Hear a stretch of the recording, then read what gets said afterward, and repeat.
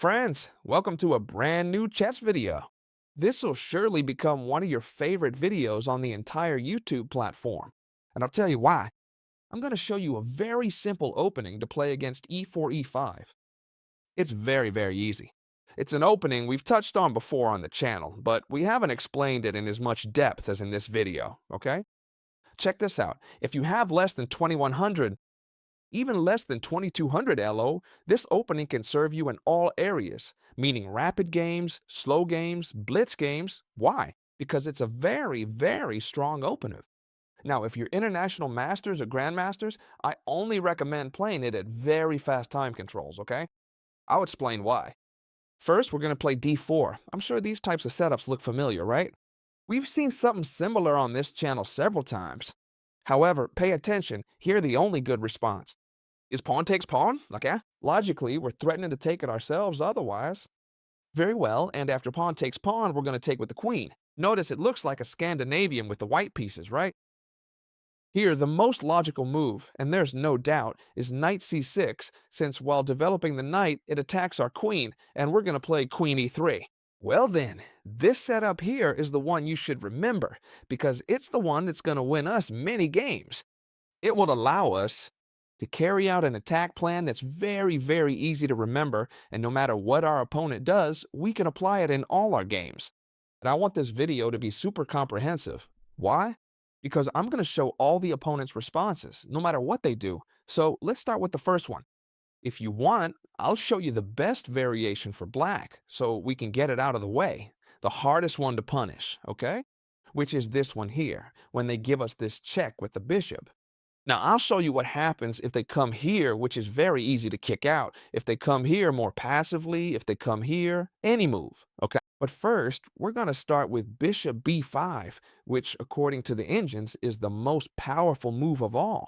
Surely you already know the first solution. The first response is c3. Could we play bishop d2 and knight c3? Let's see, knight c3 doesn't seem very good, since after bishop takes, we'd be left with double pawns. Bishop d2 seems a bit better. However, c3 is the best. Why? Because we're gaining a tempo on this bishop.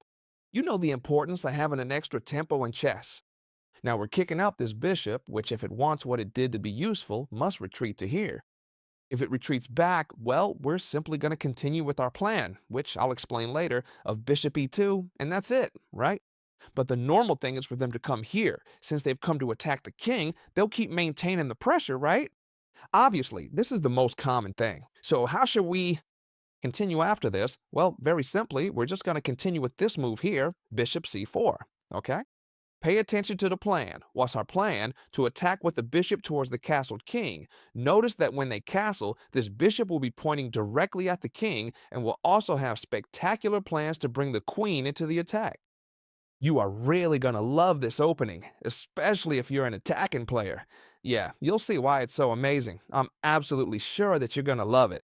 By the way, I'm recording with a cough that I just can't shake, so I'm trying to record so it sounds as good as possible without straining my voice. If you could leave me a nice like, I would really appreciate it so much. Pay attention. Bishop c4. How can they continue? Well, they can continue in many ways. They should castle, right? Look, if they play d5 first, they've lost the game, because after pawn takes pawn, we give a discover check and we're attacking over here. This is a terribly bad move, isn't it? To develop this bishop, if they develop this knight normalist, notice that we'd have this move right here, and this knight's options are quite limited. If it comes this way, we can come here to attack this point and then kick it out and come here. So it's very simple if they play knight f6 against us. Now then, what happens if they play knight e7, which seems like the best? Why? Because it develops a knight well, we can't attack it easily, and besides, they can castle on the next move perfectly. How should we continue? Well, our attack plan is the one I was telling you about. Queen g3. If at any point I'm going too fast, please forgive me, but I don't want this to take forever since I have a lot of information. You can watch the video for free as many times as you want, okay? Look, Queen g3, what it does is attack this point very strongly. Our opponent probably doesn't want to come here because we'd place the bishop and they could never castle again, right? That's why, now that they castle to defend this point with the king. And here we reach the point where we must memorize the attack very well, okay? Look, you don't have to memorize the exact moves, but rather the plan. How we go start? Well, with the move h4, very, very simple. What do we want? To go and strike the entire king structure. What are we threatening? Well, we're probably threatening this move here. Look, a typical bishop h6 move. If they capture us, they'd be losing by an illegal move, so they can't capture us. So here they want to avoid this, and many play this move here. And you'll tell me, well, but we can kick it out with the knight. Actually, with the pawn. Excuse me, with the pawn. In fact, that's what we should do. However, they have this dangerous move where the knights defend each other, and they attack this bishop here. Here we have to think of a very, very good move, okay? And the move isn't to move the bishop away as many of you were thinking, but rather, pay attention, the move is this one right here.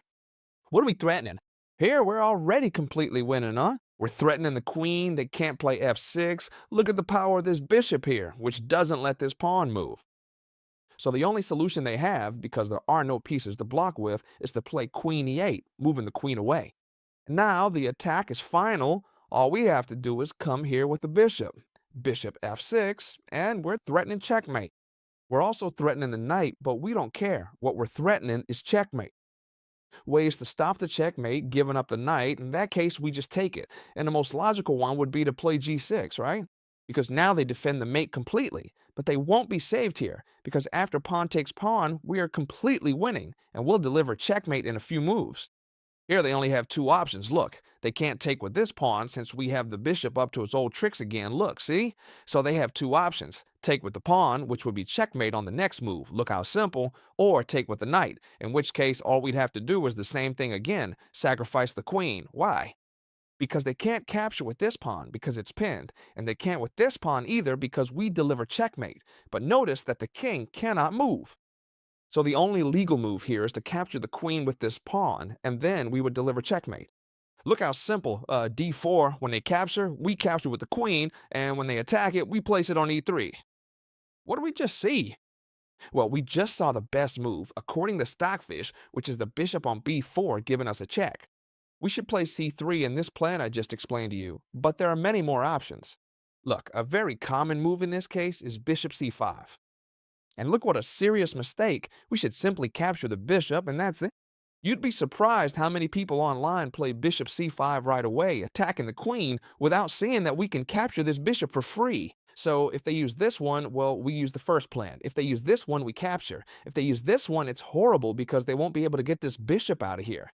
Simply my plan is, look, I'm going to give you all the options, knight c3, bishop d2, and castle long, and we play a super comfortable game. Notice that the good thing about this opening is that we don't sacrifice any material, therefore we can always play a super comfortable game.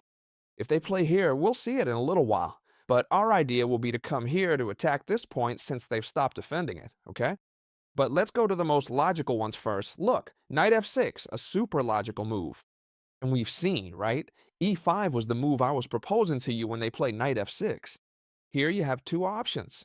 Either play perfectly, as the engine says, little by little, which is the same plan of knight c3, bishop d2, and long castle. Look, we'd be left with a very easy position to play. You can always attack on this side here. Very simple to play. Or what I like, which isn't the best option according to the engines, but it's very difficult to find the solution, is to play e5, okay? When do I recommend playing e5, and when do I recommend playing knight c3? If you're in a tournament against a very strong opponent, an hour-and-a-half game, play knight c3, okay? Follow this plan.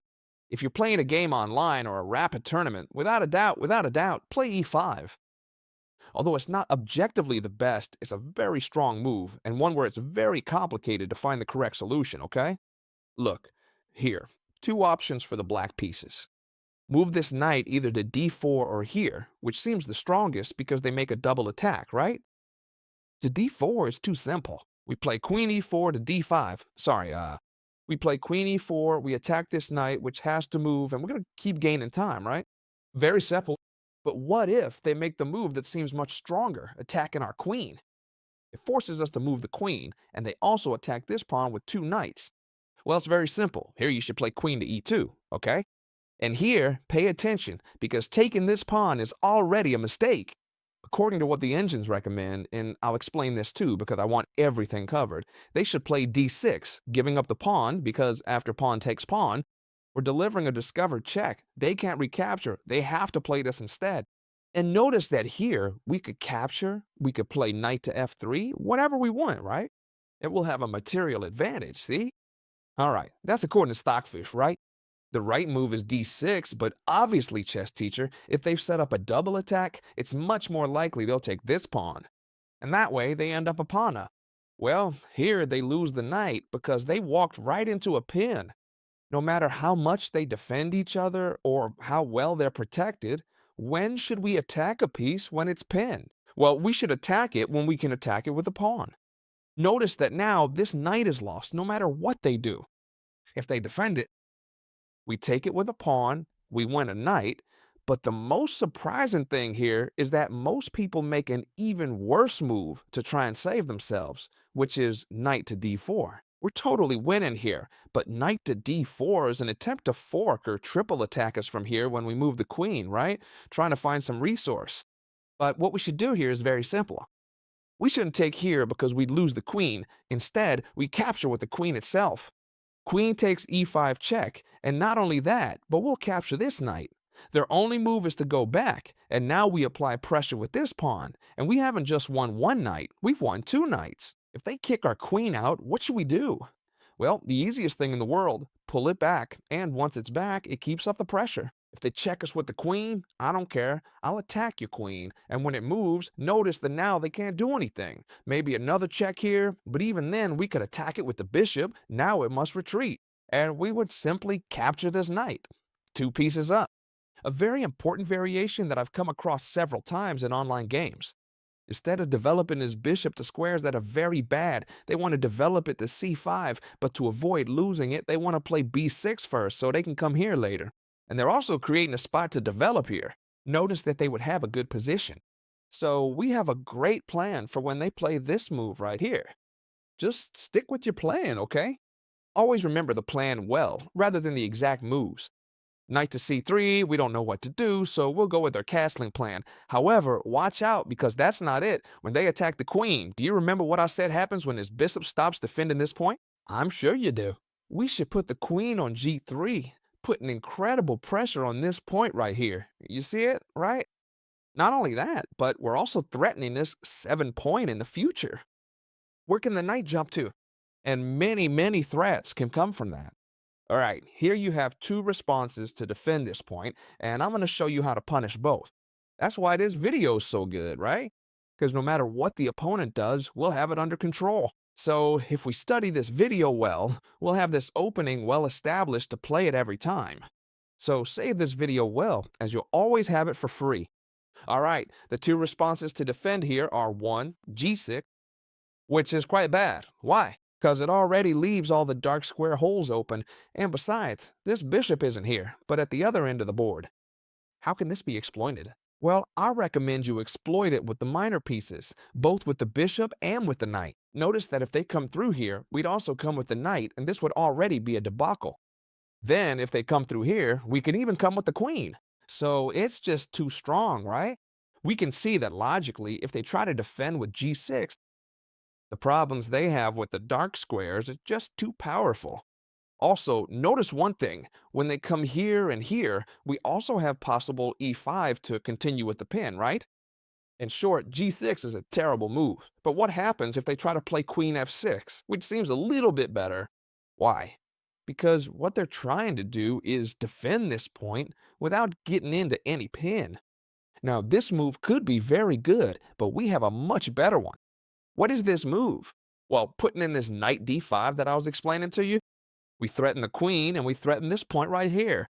But well, here it seems like we're threatening a lot, but in reality, the black pieces have two moves to save themselves, right?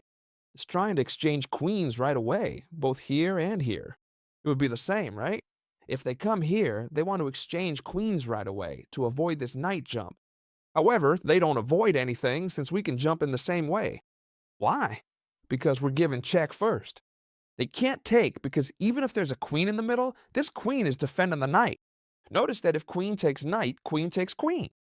So, check, they must move, and now, instead of capturing the rook first, which could also be done, I recommend you capture the queen first to avoid problems. And when they capture your queen, well, you simply capture the rook and we're left with an extra piece. So the plan, when they play b6 to come with the bishop to c5 to attack our queen, is very simple. Knight c3, queen g3.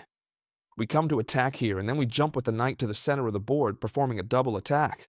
Well, quickly I'll explain now what happens if they play bishop e7, which is super interesting. And to finish, I'll explain the most important thing. What happens if they don't capture this pawn right away? Because sure, chess teacher, if they capture here, the whole video works. But if they don't, how do I punish it? So stay until the end, I'll explain it in a moment. And if you stay, I'll give you a little gift. That's all. Let's go. First, we're going to see what happens in the very important variation of bishop e2. Says bishop e7, which we haven't seen, and the plan is very simple, okay? First, we're going to carry out this plan here because they've moved the bishop, just like we said, okay? Very well, now they can continue defending this pawn in several ways. Which one is natural? Well, g6, why? Because the other option would be to move this bishop again. If they move this bishop again, well, you just use the usual plan. You can't move this bishop because they would capture you here. First, you must come here.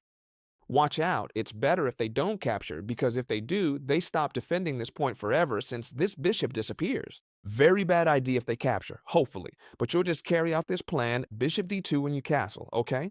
And you'll be better off because they've moved the same piece too many times. So what happens if they play g6, which is the natural move? Notice that I'm showing you all the options. So we're going to do the same, knight c3. That's why I love this video, because the ideas are so similar that whatever our opponent does, we'll keep playing the same way. Look here, do we want in the castle? No. What happens when they weaken? Well, we can come with the bishop to h6, as we said, and they can no longer castle since the king can't pass through this barrier here. So they have to try to castle long. How? Only way, d6, develop the bishop, develop the queen, and castle. There's no other way, so we continue developing, for example, bishop e2. They have to continue, for example, with this bishop here because they also want to develop the queen. So if they do it here, they couldn't develop the queen. They have to come further forward, only move. You see, right? All of this is forced, huh? d6 because they have to come here. Now this bishop can't go here or here. It can only come here to make room for the queen. So we castle long. Notice that we're doing exactly the same plan all the time. And now, after this move, I recommend a beautiful move, which is queen f4. Look, what are we doing now? Well, we're already pressing this knight, which for now we're not doing anything to, but in the future we can put this bishop here, hit the rook, and also hit this knight, with drastic consequences, right? So now they have to try to avoid this, and they have to come with the rook here. There's no other way, you see, right? If the castle long, we just come here, and attack here, they're going to lose material. So look at the strength queen f4 has. They have to come here, and now we can, for example, jump with the knight to d5. Hitting this knight, here they might see the light and say, it's true that now there's no way to defend this knight, because it's attacked by two pieces, and the only way they'd have would be to go back with the queen. But here, they might say, well, I'll just capture and that's it. But if they capture, look how pawn takes pawn gives them a huge fork that wins a piece. It attacks the knight, and attacks the bishop protected by the rook. So they can't capture. Only solution is to pull back with the queen, see? You follow me, right? Very simple. But here, what would we simply do? Well, we'd continue with knight takes bishop. Now they must recapture with the queen, since with the king, they'd lose the right to castle. And now, how can we continue? Well, simply bishop g5. We pin this knight and we're back in the same situation. Look how easy it is to attack. I'm showing you an example. You don't need to memorize the moves, okay? I'm just showing you an example of how to continue so you can see how to apply pressure. Very simple. Now this knight is going to be lost no matter what. Whatever they do, we're going to capture here. And besides, if they castle, they'll also lose the rook. But if not, they'll lose the knight for sure. And now, super important, what happens if when making this move here, they don't capture us? Well, you must keep this very much in mind, since we've studied very well what happens against all the pawn takes pawn and queen takes pawn moves, right? Logically, here in chess there are 10,000 moves. Well, 10,000, they're infinite. If they play something else, well, for example here, we could attack, we could come through here, right? But obviously, we're going to look for the most critical version, which is knight c6. Otherwise, the video would last 17 hours, right? Once we've studied all this, look, now we're going to see what happens if they don't capture here. And it's easy, but you must know how to play it, because otherwise you're going to lose games. If they don't capture, they must defend, since we're attacking. If they make a stupid move without defending, we simply capture, right? Very well. Now, what happens if they defend it with knight c6, and what happens if they defend it with d6? Since they're the only two moves that defend it, there would also be this one or this one, but they're very bad, okay? If they play this one, they're simply left with a bishop that doesn't let the other one out, and if they play this one, they're leaving this bishop unable to get out. Very well, with knight c6, the only thing you must do is play d5, attacking this knight. I'm sure many of you are thinking, well, but now I'm leaving a fundamental square for the knight, a very strong square right in the center of the board. Here they've lost the game because c3 loses the knight. See? There's no way to drive out this knight. And to save it, sorry, if it comes here, the bishop is there. So, look how simple, huh? We attack. If they don't take, they defend. And if they come here, well, now they've already lost the game with c3. But it's true, they're not forced to walk into the lion's den here. They can go backwards. So how should we play? A move that I've always liked is this one here, although it's not the one I recommend. You can play it. Why? Because we're forcing them to come here. However, now we're getting into discovered attacks. But anyway, it's a move I've always liked, right? We double pawns, we block this structure a bit, but there's a move I like much more, which is knight f3, directly putting brutal pressure on the e5 point. A very, very good move. How should they play now? Well, obviously the most logical one is to remove this knight from here, which is annoying, and at the same time defend this point. And we now must undermine this knight because we don't like it here, and if we manage to drive it out, well, we'd simply win this pawn and practically the game. Not because of the pawn, but because of the space advantage we have, right? Very well, so what happens? That by playing h4, there's only one way to stop this advance. You see it, right? There's only one way, and it's h5. What does h5 allow us to do? Well, to play with a lot of Kofret. We could enter, for example, with the bishop, and this variation would be way, way too strong. Notice that they're being left with practically no squares, and they're becoming very restricted. If they advance this pawn, this knight is going to be super weak, since no one will be able to protect it. And not only is it going to be super weak, but also notice that the king is also going to be super weak. It would be leaving these squares unprotected. We could simply pull this bishop back, and our position would be 1,000 times better than our opponent's. And what happens if they play the most common move when they don't capture, which is d6? Super important and super beautiful. You're going to be amazed. All you have to do is play knight c3, defending this pawn right here. But if they capture, super important, we don't want to recapture with the knight, but rather we want to recapture with the queen. It's the option we should always keep in mind. Whenever they capture on d4, we capture with the queen. They can kick it out, but now it wouldn't even be necessary to move it back. Why? Because we can bring the bishop to b4 like a Spanish opening and pin this knight right here. Now they can't capture the queen, it's true, and I'm sure all of you are thinking about bishop d7 to avoid doubling pawns to get out of the pin, but here all we have to do is exchange this bishop for the knight, even if we're giving up the bishop pair, because now this queen is super well placed in the center and no one can kick it out. Now what are we doing? Well, notice one thing. They can't move the bishop, because we would simply come through here. So this queen is putting on a lot of pressure and is limiting the bishop's development, right? What's happening? Here they have many more options than just developing the bishop. Very well. For example, well, first, it's our turn, right? Since they just captured here. So what should we do? Well, the move I recommend is this one right here, bishop g5. Super strong, attacking the plinning. Look at how simple this game is, because now they only have 3 options, okay? What are they? Bishop e7 loses. Why? Because we would simply take here and now. There's no way to defend the rook, so bishop e7. If they black with the bishop, they're losing on the spot. If they black with the knight, they're obviously putting themselves in a pin that we could exploit with the move e5, right? So here we're limited to just one move, f6, which already looks a bit strange, but, well, it seems to defend perfectly. How should we continue? Very simple. We pull the bishop back. Now they can develop much more easily. The knight must go first, because if they develop the bishop first, this bishop won't be able to move anywhere. And also, this knight won't be able to get out. So first the knight goes to come and attack the bishop and then develop their own bishop. Very simple, knight c3. I'll go through it quickly so you can see how easy it is. Knight g6 attacking, knight g6 attacking the bishop. We don't care if they capture us. We continue with our plan, which is always the same, castling long. And now if they capture us, it's fine because we recapture with the knight. Very well, now they can develop bishop e7 and they've completed their development, but notice that here we're already totally winning. We come with the knight to attack this bishop. Now they must decide what to do, whether to give up this bishop or give up this bishop. And here black must think, which bishop do I prefer? The one on the white squares, which is actually moving and active, or the one on the black squares that can't move? Well, I prefer this one, so I'd rather you capture this one that's useless to me. So what do I do? Well, I'm simply gonna castle long, but we, being much smarter, won't capture directly, but instead we'll put much more pressure with the other knight. And notice that now we're forcing them to capture this knight here. Otherwise, they'll lose the entire bishop since they can't recapture with the queen.